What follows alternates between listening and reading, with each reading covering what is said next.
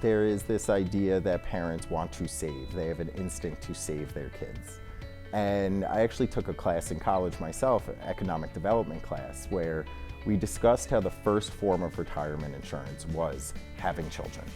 And it was, back then, it was the idea that you might have 9 children because 3 of them may pass away in early childhood, and maybe out of the remaining 6, only 1 is successful. And so it's driven in our biology that our kids are going to take care of us when we get older. So when parents are sometimes looking at their kids struggling, there is this innate feeling of who's going to take care of me. They will go in to try and solve problems, to try and fix it, to try and say, you need to go to college like everyone else, you need to get straight A's. We don't judge that reaction, but we do like to call out that it prevents growth because you're not providing those learning opportunities. So we always tell parents, it's not your fault. This is just part of who you are as a parent. If you weren't trying to save your kid, you would be labeled a bad parent.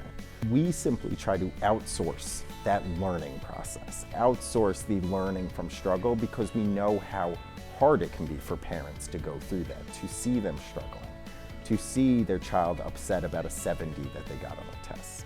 But what's really important is the relationship between parents and their kids is an emotionally based one.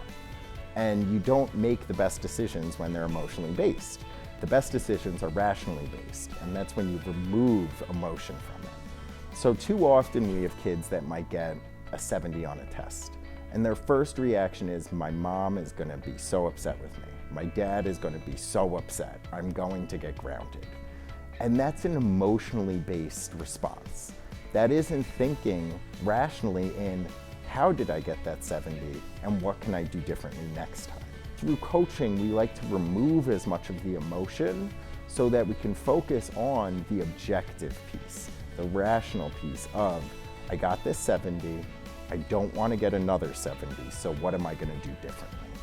And with those choices, it's best to remove the parents from the equation, because just inherently a relationship between a parent and a kid is going to be emotional.